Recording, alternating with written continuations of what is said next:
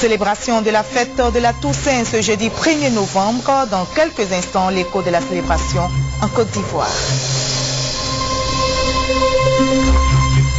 12e anniversaire de la résolution 1325 du Conseil de sécurité de l'ONU, la Côte d'Ivoire appelle à la promotion du genre et à la vulgarisation de la résolution. Et puis nous irons en France, à Paris, au Salon mondial du chocolat, où la Côte d'Ivoire, premier pays producteur, est présente. Bonsoir à tous, merci de choisir la RTI 1 pour vous informer.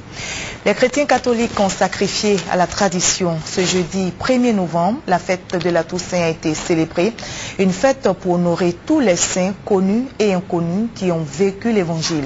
La Toussaint précède d'un jour la commémoration des fidèles défunts fixée au 2 novembre. Clin d'œil sur la célébration Côte d'Ivoire avec Francis Boifo et Fatou Fofana. Heureux les miséricordieux, ils obtiendront miséricorde. Heureux les cœurs purs, ils verront Dieu. Heureux ceux qui sont persécutés pour la justice, le royaume des cieux est à eux. Ces paroles tirées du livre de Matthieu, chapitre 5, versets 1 à 12, ont été reprises par les pères célébrants à l'occasion de la fête de la Toussaint, à l'église Notre-Dame de l'Incarnation de Cocody et à la paroisse Saint-André de Yopougon.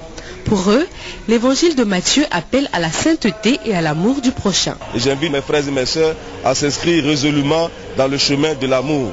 Que cet amour-là brise les barrières de haine, de rancœur, de rancune, de jalousie et nous ouvre dans la félicité de Dieu. La fête de la Toussaint est également une invite à l'espérance. La mort doit être perçue comme notre sœur et nous inviter à préparer notre rencontre avec Dieu. Et c'est cela, ne plus avoir peur de la mort. C'est vrai, la vie matérielle est importante, mais plus encore importante est notre vie spirituelle, notre vie de relation avec Dieu. À la paroisse Saint-Kizito de Williamsville, les chrétiens ont été exhortés à la charité. Occasion pour le maire d'Adjamé, Issouf Silla, d'offrir un piano à l'église pour la gloire de Dieu. La fête de la Toussaint précède la commémoration des fidèles défunts. Elle a été fixée le 2 novembre, 2 siècles après la consécration de la Toussaint. Quel sens réel donné à la fête de la Toussaint? Que représente-t-elle pour les fidèles chrétiens? Honorine Anigori nous propose quelques éléments de réponse recueillis pour vous auprès de certains fidèles. La Toussaint, fête célébrée par l'Église catholique tous les premiers jours du mois de novembre, vise à commémorer tous ceux qui ont réussi leur vie, qui sont avec le Seigneur. La sainteté chrétienne signifie que nous sommes enfants de Dieu et nous les vivants devons aspirer à la sainteté comme les saints qui nous ont précédés vers le Père. Aussi, l'on est saint par le baptême chrétien catholique. C'est un jour pour célébrer tous les saints, tous ceux qui sont au ciel, tous ceux qui ont réussi leur vie terrestre avec le Seigneur et qui sont aujourd'hui un modèle. Ils sont aussi pour nous ceux qui intercèdent pour nous aider nous aussi à réussir notre pèlerinage terrestre. Nous sommes des saints et nous sommes appelés à atteindre cette sainteté en aimant notre prochain, en aimant Dieu. Pour les fidèles, cette fête revêt une grande importance. Je suis venue ce matin pour prier pour tous mes parents qui m'ont dévancé. Et je suis venue prier pour tous ces parents défunts, même ceux que je ne connais pas. Des cierges ont été allumés en mémoire des saints pour soutenir les prières. Demain 2 novembre est célébrée la fête des défunts. La fête de la Toussaint déclarée jour férié est donc une occasion propice pour des familles qui prennent d'assaut les cimetières pour se recueillir sur le tombe d'un parent ou d'un ami. Et les vendeurs de fleurs peuvent se frotter les mains, leurs étals sont envahis par les familles des défunts. Cimetière de Williamsville, ce jeudi 1er novembre, fête de la Toussaint. La voie de l'entrée principale est prise d'assaut par des commerçants de fleurs. Ils viennent tous, pour la plupart d'Azaguié, une localité de grande production de fleurs située à quelques kilomètres d'Abidjan. Présents en ces lieux depuis 6 heures du matin, ils attendent d'éventuels clients qui viendront sacrifier au traditionnel dépôt de gerbes de fleurs sur la tombe des parents disparus. Chaque année on vient, on vend comme ça. C'est qu'on gagne, on s'en va. Ça c'est 2500. Il y a pour 2000, il y a pour 1500 aussi. Le plus cher, ça dépend. Il y a pour 4000, même il y a pour 6000. Pour les familles qui ont pris d'assaut les cimetières ce matin, cette fête de la Toussaint est remplie de sens. Elle leur permet de témoigner leur amour à les illustres disparus et aussi de se rapprocher d'eux en cette fête qui leur est dédiée. Dépôt de fleurs, prières et recueillements ont donc été observés dans les différents cimetières. Je vais mettre ça sur la tombe de ma maman pour lui faire honneur, parce que c'est le jour de la fête de Toussaint. C'est beaucoup commémoré, c'est sa mémoire. Je pense que c'est un devoir à chacun, de toute confession confondue, de commémorer ses morts en ce jour béni. Même si pour ma part je ne suis pas chrétien, je célèbre avec ma famille qui est chrétienne cette fête, parce que ça nous permet de revivre avec ceux qui nous ont quittés et de prier Dieu de les accueillir dans son paradis. La Toussaint, c'est aussi une occasion pour les familles de rendre les tombes propres, les cimetières n'étant pas des endroits régulièrement visités.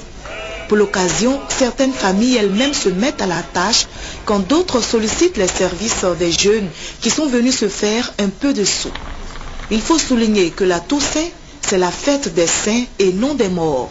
La fête des morts est célébrée le 2 novembre. Changeons de lieu et de sujet. Intéressons-nous à présent à la rencontre entre le ministre d'État, ministre de l'Intérieur Ahmed Bakayoko et les chasseurs traditionnels communément appelés Dozo. Au menu des échanges, la réorganisation de cette confrérie, invitée par le ministre d'État Ahmed Bakayoko à s'investir dans le processus de réconciliation et de paix. Récit signé Abou Sanogo. Les chasseurs traditionnels, communément appelés Dozo, venus des contrées du pays, principalement du nord de la Côte d'Ivoire, ont répondu nombreux à l'appel du ministre d'État, ministre de l'Intérieur Ahmed Bakayoko.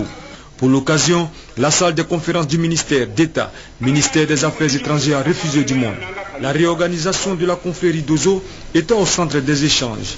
Les Dozo ou chasseurs traditionnels s'engagent à assainir leur milieu. Il ne faut pas se comporter bizarrement, de dire que vous êtes Dozo et vous allez braquer, vous allez faire du mal aux gens. Il y en a qui sont payés des boubous dans le marché et puis ils viennent casser le nom de Dozo. Le ministre d'État Ahmed Bakayoko remercie les Dozo pour leur contribution au processus de paix et de réconciliation et les invite à extirper de leur rang les faux Dozo qui ternissent l'image de leur confrérie. À l'origine, les grands planteurs, les grands éleveurs allaient chercher des Dozo pour venir les aider à protéger leur plantation, à protéger leur élevage. Le Dozo, il est protecteur. C'est la racine même de votre confrérie.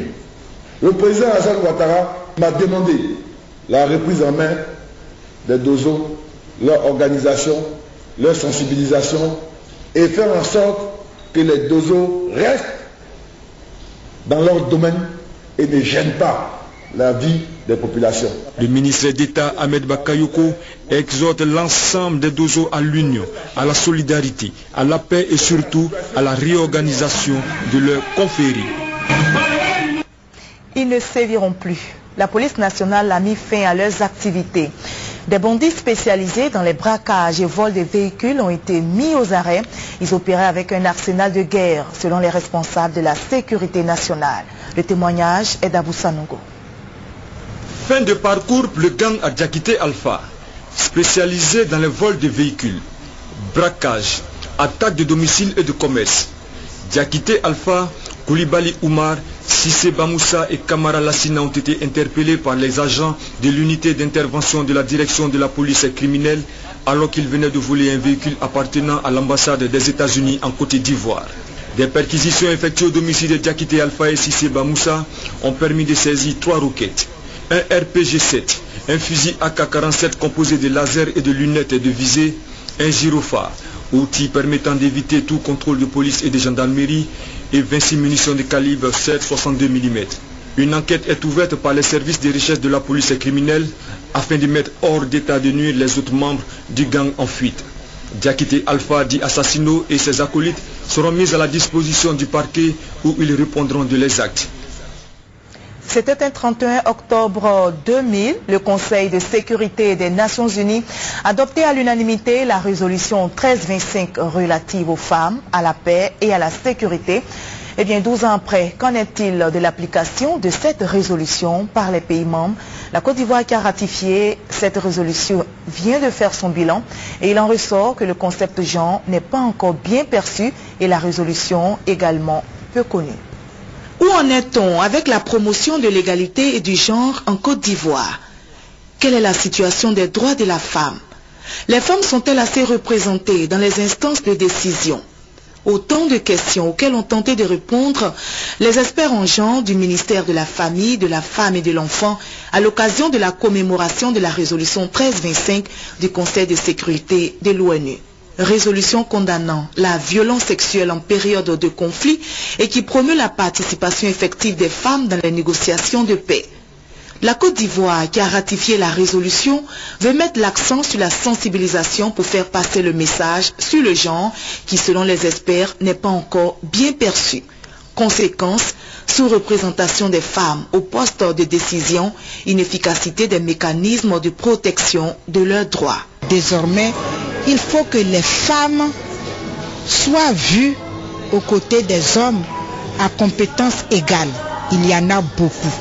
Il y a beaucoup de femmes compétentes qui méritent d'être nommées pour participer à un haut niveau au développement de notre pays. Il faut la sensibilité féminine à côté de la sensibilité masculine pour créer l'harmonie. En tant que femme leader, en tant que femme qui a pris conscience qu'elle est capable de changer les choses autour d'elle, c'est ça en fait, c'est la prise de conscience d'abord et c'est le fait de décider de soi-même d'être la personne qui est capable de booster son environnement, toutes les personnes qui sont autour de soi. L'appel est donc lancé par le ministère de la Famille, de la Femme et de l'Enfant pour l'amélioration des conditions des femmes qui passent avant tout par la promotion de leurs droits. Et en cela, la vulgarisation de la résolution 1325 s'impose. Des hommes d'affaires chinois séjournent en Côte d'Ivoire depuis quelques jours. Leur intention, recueillir des informations nécessaires sur les opportunités d'affaires qu'offre la Côte d'Ivoire. Et des échanges ont déjà eu lieu avec les autorités ivoiriennes et des acteurs du secteur privé. Lassina Ouattara pour en parler. C'est le ministre d'État, ministre des Affaires étrangères, Daniel Kablan-Duncan, qui a souhaité la cordiale bienvenue à la délégation chinoise de la province de Hubei qui compte près de 60 millions d'habitants. Avec un tissu industriel important, cette province compte parmi les zones les plus riches de la République populaire de Chine. Le directeur général du CPC, le Centre de promotion des investissements de Côte d'Ivoire, Essis Esmel, a pour sa part présenté les différentes opportunités du pays aux visiteurs avant d'ouvrir les rencontres B2B entre la délégation chinoise et les hommes d'affaires ivoiriens.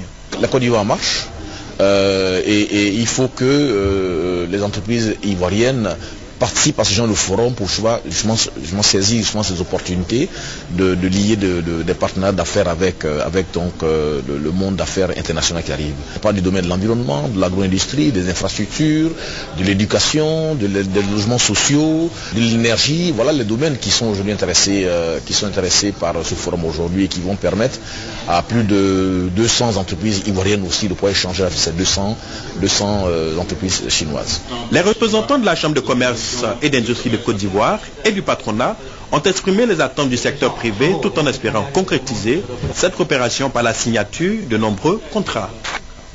La Côte d'Ivoire, premier pays producteur mondial de cacao, participe au Salon mondial du chocolat en France. Ce salon de Paris est une occasion pour les représentants de la Côte d'Ivoire de mieux faire connaître la qualité du cacao ivoirien et de présenter au grand public les paysans acteurs de cette production. Retrouvons Lassina Ouattara.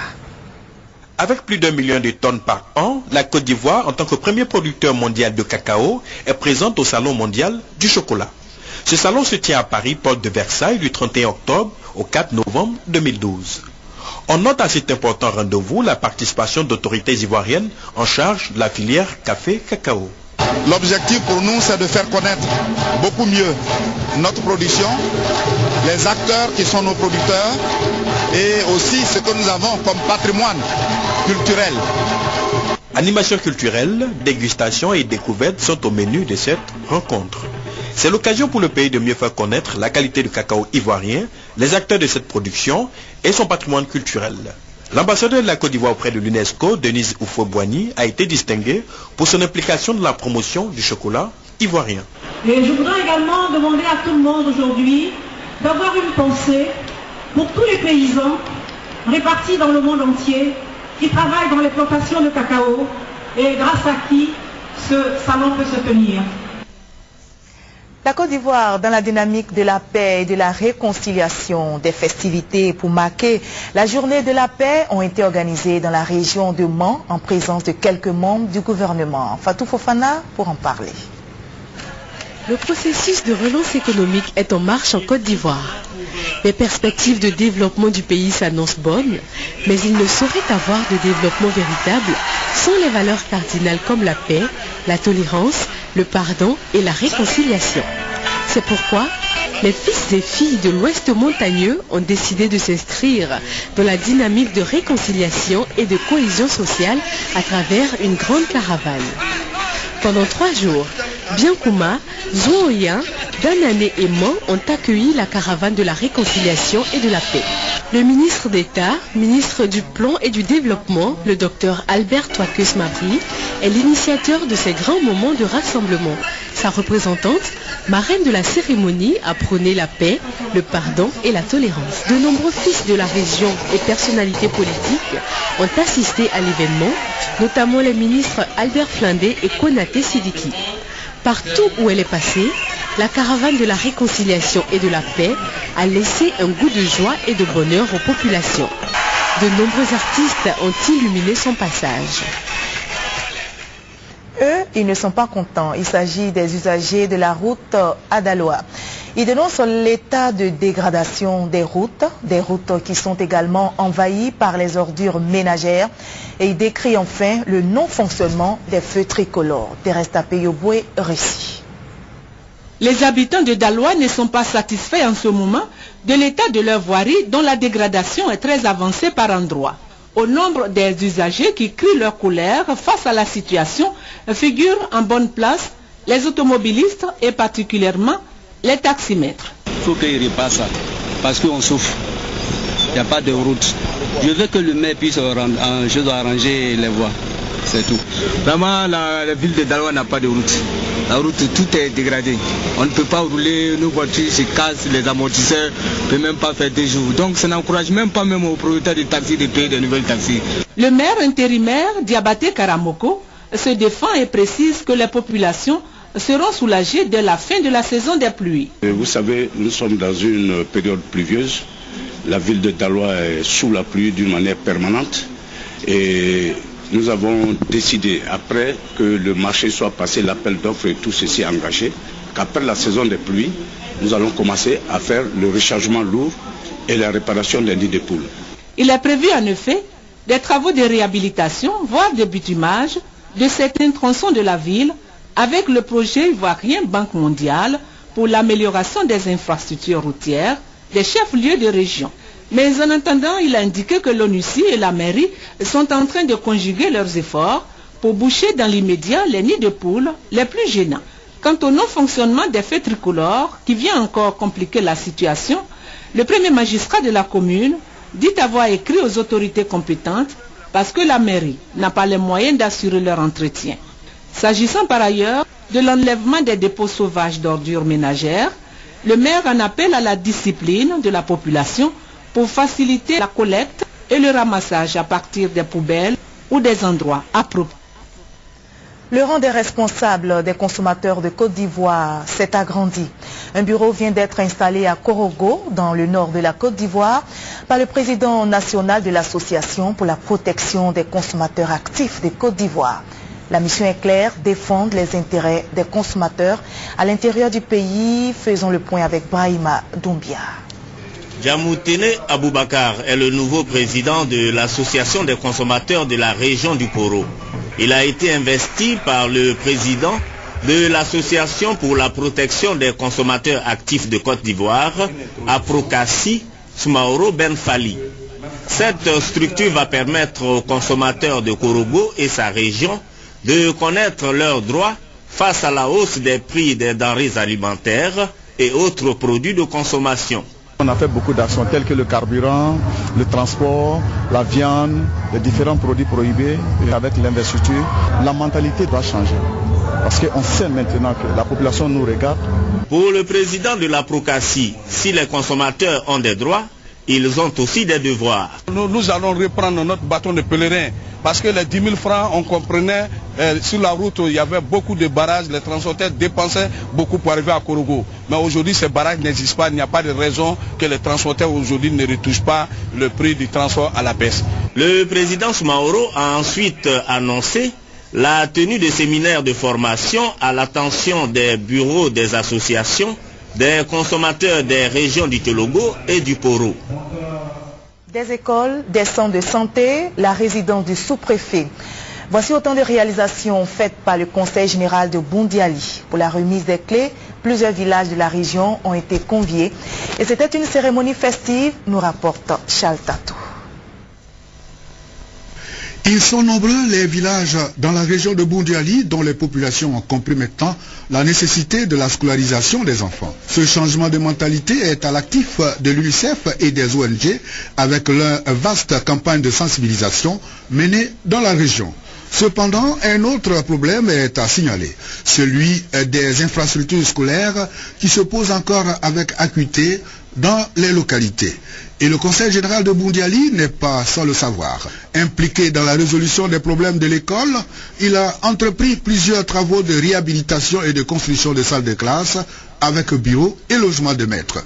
Des actions pour permettre aux enfants de recevoir une éducation de qualité. Après la première tranche des infrastructures de base, viennent de s'achever les travaux de la deuxième tranche des réalisations, notamment les édifices scolaires dont la livraison a suscité une tournée du président du Conseil général, Draman Kone, dans les différents villages bénéficiaires. De Patogo à Womon, en passant par Katiali, Sissedougou et Sogo, la délégation a partagé la joie avec les populations rurales pour ces bâtisses qui désormais mettent fin à la double vacation. Le Conseil général s'est aussi penché sur la question de la santé.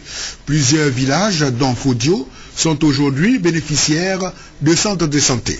Le corps médical de Boundiali a mis à profit l'inauguration pour le lancement du 3e passage des journées nationales de vaccination contre la polio. La tournée s'est achevée par la remise des clés de la résidence du sous-préfet de Siempirgo, réalisée par le Conseil général. Coût global de toutes ces réalisations, près de 100 millions de francs CFA.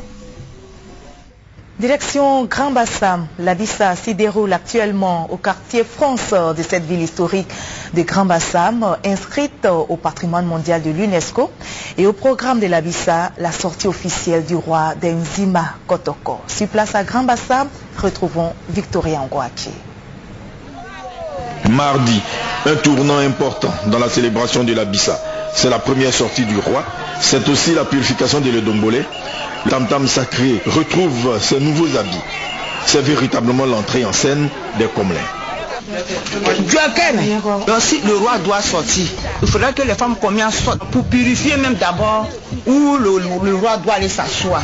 Les femmes combien qui soutiennent le roi. Et c'est les femmes combien aussi qui éloignent les mauvais esprits. Avec les Comlins, la procession des enfants Mvavile et Mafle jusqu'au palais royal. Les chefs des deux familles accompagnés de leurs enfants et de leurs symboles entrent plus tard dans la Bissa. Ils sont suivis de la reine-mère, du roi et des Comlins. Les Comlins vont exorciser l'environnement pour anéantir les éventuelles attaques.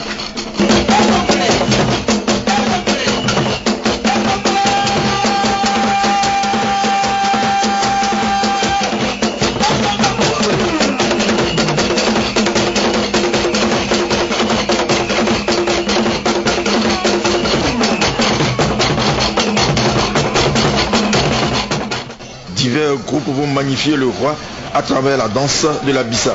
Les enfants Mvavile et Mafle, le groupe Atienkwasi du quartier impérial, les femmes Zima de Treichville, la population d'Azureti. La critique sociale des chansonniers Ablamon et Ananzin met fin aux prestations du peuple. Le roi Nana Montanoé peut dès lors quitter la place de la Bissa par un tour de danse. Du sport pour terminer, parlons de la Coupe d'Afrique des Nations des Dames qui se déroule en Guinée équatoriale. Pour sa deuxième sortie dans cette compétition, la Côte d'Ivoire a été largement dominée par les dames du Cameroun. 4-1. Sébastien Ouignet pour le résumé. Avec Ongene qui trouve une partenaire en profondeur, ça c'est pas mal. Bon début de partie pour le Cameroun qui impose son expérience. De la tête, Evans ouvre le score. Les Ivoiriennes vont réagir avant la 11e minute. Le but est signé Naï Esther. 25e minute, le Cameroun reprend l'avantage. C'est sur ce corner. Belle reprise de la tête de Irène Hélène. Deuxième mi-temps, 61e minute. Les Camerounaises ont la voie libre. Le troisième but, c'est bien sûr ce coup franc mal apprécié par la gardienne de la Côte d'Ivoire. Enfin, la correction s'arrête après cette punition de Zouga.